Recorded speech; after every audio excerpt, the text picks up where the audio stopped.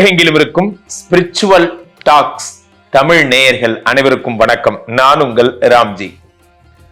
சனி பெயர்ச்சியின் மறைக்கப்பட்ட உண்மைகளும் அதிசயங்களும் யோகங்களும், அந்த மாதிரி சனிப்பெயர்ச்சியை பத்தி நிறைய கருத்துக்கள், கன்ஃபியூஷன்ஸ் நிறைய வந்துட்டு இருக்கு. நம்மளோட புரிதல்கள்லயும் நிறைய பிரச்சனைகள் வந்துட்டு இருக்கு.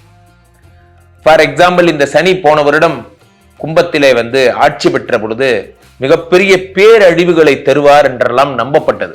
நிறைய பேர் சொன்னாங்க 2024 சுனாமி வரப்போகுது, இதுதான் பெரிய பிரச்சனையாவே இருந்தது.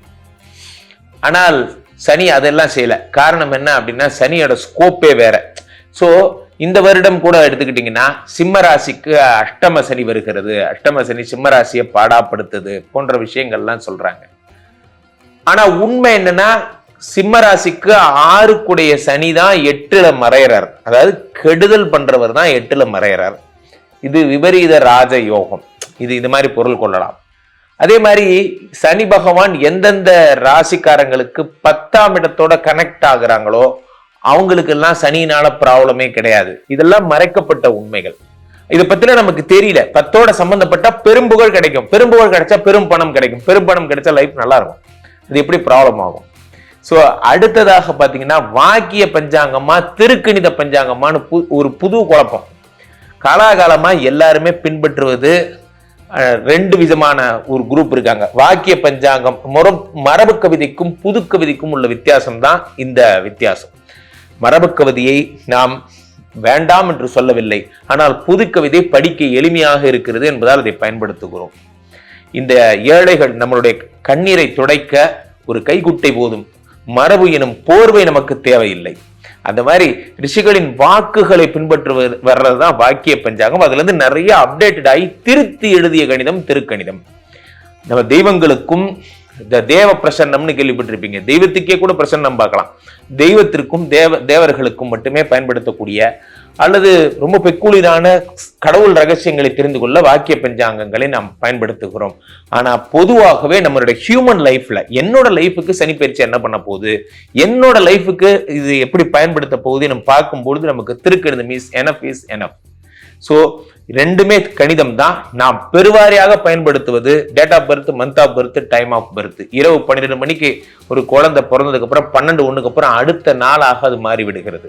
நாம் பல பாரம்பரியத்தை கடைபிடிப்பவராக இருந்தால் இன்றைய சூரிய உதயத்திலிருந்து நாளைய சூரிய உதயம் தான் உங்களுக்கு 24 மணி நேரம். நடுவில் 12 மணி எங்கிருந்து வந்துச்சு உங்களுக்கு 24 மணி நேரம்? இதை நாம் ஏற்றுக்கொள்ளது உண்மையாக இருந்தால் ஹவர்ஸ், மினிட்ஸ், செகண்ட்ஸ்ங்கிறத ஏத்துக்கிறோம். நாடிகைகள் என்பதெல்லாம் விட்டுட்டோம். காலம் வேறு வடிவில் செயல்பட்டு கொண்டிருக்கிறது. ஜோதிடத்தின் அடிப்படை ஒன்றுதான், ஆனால் வேறு வடிவில் அது இயங்கிக் கொண்டிருக்கிறது. ஆகையினாலே திருக்கணித முறைப்படி வருகின்ற இந்த சனிப்பெயர்ச்சி என்பதை இறுதியாக கொண்டு சனி தரும் அற்புத பலன்களும் மறைக்கப்பட்ட விஷயங்களும் அப்படிங்கிற டைட்டில் டிராவல் பண்ணலாம். அவ்வகையில நமது நிகழ்ச்சியின் பெயர் எப்பொழுதுமே நல்ல காலம் பிறந்தாச்சு. சந்தோஷமா இருங்க. ஜோதிட வல்லுநர்களுக்கு தெரியும், ஆனாலுப்பட்ட செவ்வாய் தோஷமே குருவுடைய வீட்டில் இருந்தால் அது எக்ஸம்ஷன் என்று பொருள்.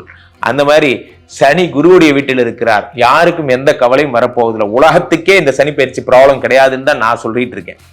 அவ்வகையிலே ஒவ்வொரு ராசிக்காரர்களுக்குமான பலன்களை விரிவாக, யாருக்கெல்லாம் குழந்தை பிறக்க போகுது, யாரெல்லாம் வெளிநாடு போக போறீங்க, யாரெல்லாம் பெரிய பெரிய விஷயங்கள்லாம் அச்சீவ் பண்ண போறீங்க என்பதை பற்றியெல்லாம் பார்த்து விடலாம்.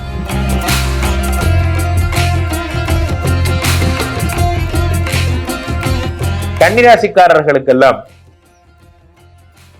தெரியும் குருஜி, நீங்க சிரிப்பீங்கன்னு எங்களுக்கு தெரியும். எப்ப பார்த்தாலும் கன்னிராசியை பார்த்தாலே உங்களுக்கு சிரிப்பா வருது. இல்லைங்க, நாங்கெல்லாம் விஷ்ணு மாயாவோட கடுமையான உபாசகர்கள், சரியா? அப்போ எப்பயுமே இந்த பிரம்மச்சரியமா அப்படியே சுத்தியே பழக்கம். இந்த கன்னிராசின்னு பார்க்கும் போதெல்லாம் உங்களெல்லாம் பார்க்கும்போது எனக்கு பொறாமையா இருக்கும். நீங்கள் என்ன ஏஜ், எந்த குரூப்பு, யாராக இருந்தாலும் சரி, உலகத்தின் எந்த நாட்டில் இருந்தாலும் சரி, யாராவது கேட்கும்போது நீங்கள் யாருங்க? நான் கன்னிராசி. இன்னுமா நீங்கள் கன்னிராசி? பிறந்ததுலேருந்தே நான் கன்னிராசி தான். கடைசி வரைக்கும் நீங்கள் கன்னிராசி தான். இல்லை, இதை நீங்கள் பாசிட்டிவாக சொல்கிறீங்களா நெகட்டிவாக? நீ எப்படி வேணா எடுத்துங்க, நீங்கள் கன்னிராசி, அதில் ஒரு மாற்று கருத்து இல்லை. ஒரு நாள் உன்னை நேரா மீட் பண்றேன் ஐரியா, நீங்க நினைக்கிறது என் காதல கேக்குது. சோ அப்போ கன்னிராசிக்காரர்களுக்கு சனி தரும் அதிசய பலன் என்ன, சனி தரும் யோக பலன் என்ன என்பதை பற்றி பார்க்க போகிறோம். சரியா? ஜென்ரலாவே கன்னிராசிக்காரர்களுக்கு வாங்க அப்படி உங்க பேச்சுக்கே வரேன், இப்படி ஒன்னொன்னா நம்ம பார்த்துருவோம். இன்றைய நம்ம என்ன பண்ண போறோம், இன்னைக்கே ஒரு முடிவை கட்டிடுவோம். இன்னைக்கே உங்களை பயமுறுத்துறதா இல்ல பயத்துக்கு தெளிவு காண்றதாங்கிற தெளிவான முடிவுக்கு இன்னைக்கு வந்துருவோம். இன்னும் ஒரு உறுதியிலேயே காலையிலேயே டிஃபன்கள் எல்லாம் சாப்பிட்டுட்டு காலையிலே தெளிவா இந்த இன்டர்வியூ இங்க பாருங்க. இவங்க எல்லாம் என்ன உங்களை சொல்றாங்க, நல்லா புரிஞ்சுக்கணும். இவங்க எல்லாம் என்ன சொல்றாங்க, நான் இவங்க அவங்கன்னு அவங்களையோ, இவங்கெல்லாம் என்ன சொல்றாங்க, 5 6 குடையவன் உங்களுக்கு சனி பகவான். யாரு? மகரம் கும்பத்துக்குடையவன் சனி பகவான். மகரங்கிறது உங்களுக்கு 5ஆம் வீடு, கும்பங்கிறது 6ஆம் வீடு இல்லையா? இந்த 6 குடைய சனி பகவான் நேற்று டைரக்டர் போன் பண்ணாரு, சனி பயிற்சி வருது என்ன நம்ம போதுமான ராசி பலன் சொல்லிட்டோம். திரும்பவும் நம்ம அடுத்ததா இப்ப தேவை எல்லாரும் இப்ப நேத்து வந்த நோட்டீஸ் தான், சனி பகவான் இருக்கா இல்லையா, இது பயிற்சி இருக்கா இல்லையாங்கிற பெருங்குழப்பத்தை தீர்க்க வேண்டிய பெரும் பொறுப்பு என் போன்ற ஜோதிடர்களுக்கு இருக்கு. ஒண்ணு. 2வது விஷயம், சம்பந்தம் இல்லாம எதையாவது சொல்லும் போதுதான் உங்களுக்கு பிரச்சனைகள் வருதுங்கிறத உங்களுக்கு புரிய வைக்கணும் அப்படிங்கிறது என் நோக்கமாக இருந்து அதனால் நான் பேசிக் கொண்டிருக்கிறேன். ஓகே, இப்ப என்னன்னா புரிஞ்சுக்கோங்க. 5 6 கூடையவன் ஏற்கனவே சிம்ம ராசிக்கு இப்ப என்ன சொன்னேன் சார், உங்களுக்கு அவன் சும்மாவே என்ன செய்வான், 6 கூடையவன் அவன் 8இல் மறையும் போது விபரீத ராஜயோகத்தை தருகிறான். 6 கூடையவன் 8ஓட சம்பந்தப்பட்டா என்ன ஆகும், 8 மறைவு ஸ்தானம், எதிரி மறைந்து விட்டான், ஜாலியா சந்தோஷமா கொண்டாடுங்கன்னு சொன்னா இல்லையா? அப்போ உங்களுக்கு மட்டும் என்ன, 6 குடையவன் உங்களுக்கு 8ல மறையல. ஆனா நன்றாக புரிந்து கொள்ளுங்கள் நண்பர்களே, கொஞ்சம் ஆழமா கவனிங்க. சர, ஸ்திர, உப்பய என்று 3 ராசிகள் இருக்கிறது. எப்படி? சர, ஸ்திர, உப்பய. சர ராசினா என்ன? சரராசினா கடகராசி. அது 11 குடையவன் பாதகாதிபதி. இவன் என்ன பண்ணாலும் கெடுதல் மட்டும் தான் செய்வான். சரராசிக்காரர்கள் யாரு? சுக்கிரன். சுக்கிரனுடைய ரிஷபமும் மிதுனமும் ரிஷபமும் துலாமும் கண்டிப்பா இவங்களுக்கு கெடுதல் தான் செய்யும். அடுத்து சிம்ம ராசிக்கு பாதகாதிபதி செவ்வா, 9 குடையவன் யாரு? விருச்சிகமும் மேஷமும் இவங்களுக்கு சாவர வடிக்கும் சிம்ம ராசிக்காரங்களுக்கு பிரச்சனை தான்.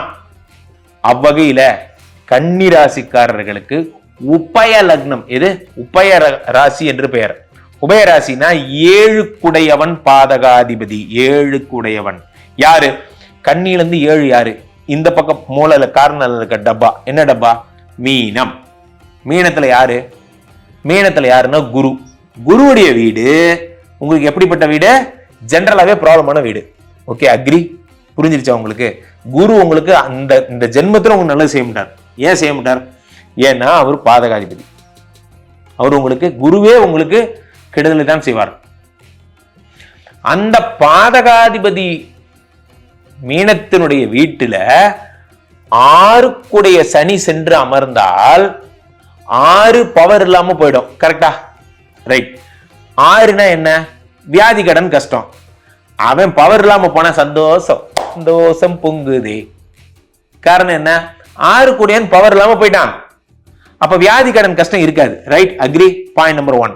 சட்டம் சொல்றது, நூல்கள், சட்ட நூல்கள் சொல்லும் ஒரு எக்ஸம்ஷன். இங்க இருந்து நீங்க தப்பிச்சு ஓடி போயிடலாம். சார், பாதகாதிபதி வீட்டுலங்கய்யா 6 கூட மாட்டிட்டாங்கய்யா, அதனால 6 பவர் இல்லாம பண்றதாங்க ஐயா சட்டப்படி நியாயம். ஓகே, சாங்ஷன், முடிஞ்சு போச்சு. சட்டம் சொல்றதை அப்படியே அப்ரூவ் பண்ணிடுவாங்க.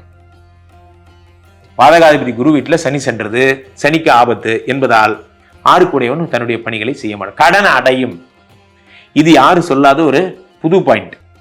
7ல சனி நானே சொல்லியிருக்கேன். 7ல சனி வரும்போது சாதி மறுப்பு திருமணம் நடக்கும், நீங்க வெளிநாடு போவீங்க, உங்க இல்வாழ்க்கையில நிம்மதி ஏற்படும், எல்லாம் சொல்லியிருக்கேன். இந்த ஒரு பாயிண்ட் மறைக்கப்பட்ட உண்மை. இதெல்லாம் நான் ஏன் இப்ப சொல்லணும்? ஜோதிட ரகசியங்கள் இதெல்லாம். இதை எதுக்காக நீங்க கத்துக்கணும் அப்படின்னா, நீங்க நிறைய குழம்பி போயிருக்கீங்க, உங்களுக்கு அறிவெனும் ரத்த தானம் இப்பொழுது தேவை என்பதால் இதை பத்தி பேசிட்டு இருக்கேன். நல்லா புரிஞ்சுக்கோங்க.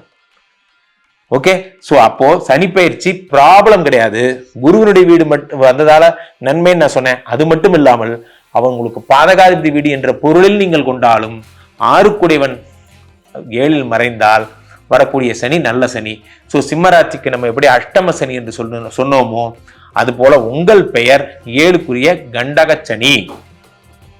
கண்டக சனினா 7க்குடைய சனி என்று பொருள் கொள்ளலாம்.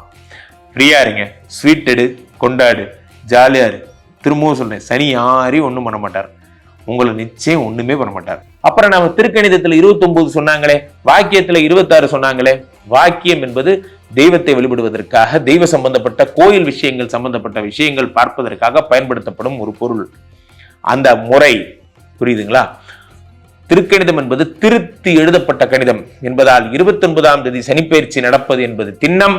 வர்ற 29ஆம் தேதி இது நடந்தே தீரும். இதைத்தான் 195% பேர் இன்னைக்கு திருக்கணிதம் தான் பாக்குறாங்க. உலக நாடுகளிலும் அதை தான் ஏத்துக்கிட்டு இருக்காங்க. எப்படி சித்தாக்கும் அல்லோபதிக்கும் உள்ள வித்தியாசம் உங்களுக்கு புரியுதா? சித்தம் இருந்து அதுக்காக அழிஞ்சு போச்சு நான் சொல்லல, இருக்கு. ஆனா எனக்கு இப்ப ஆக்சிடென்ட் ஆயிடுச்சு, சர்ஜரி பண்ணணும், சித்தா டாக்டரே சொல்லுவாரு கொண்டு போய் அல்லோபதியில அட்மிட் பண்ணுங்க, ஐசியூல வச்சதுக்கு அப்புறம் நாளைக்கு எந்திரிச்சு வல்லாரைக்கிறதுன்னு. நல்லா புரிஞ்சுக்கோங்க, அதுவும் வேண்டும் தான், நான் இல்லைன்னு சொல்லல. இன்னைக்கு என்ன இமீடியட் ரெக்கவரி, அதை பாருங்க. இமீடியட் ரெக்கவரிக்கு திருக்கணிதம் தான் சிறந்த. இதை விட சிறந்த எக்ஸ்பிளனேஷன் வேற எப்படி உங்களுக்கு சொல்ல முடியும்? கீழே போயிட்டு இருக்க இந்த 2 நம்பரை கூப்பிடுங்க, உங்களுடைய சொந்த ஜாதகத்தை பார்த்துக் கொள்ளுங்கள். உலக புகழ் வாய்ந்த நமது ஸ்ரீமடத்திலே தினசரி நடக்கின்ற ஹோமங்களில் கலந்து கொள்ளுங்கள். மீண்டும் ஒரு நல்ல பதிவில் சந்திப்போம். நன்றி, வணக்கம்.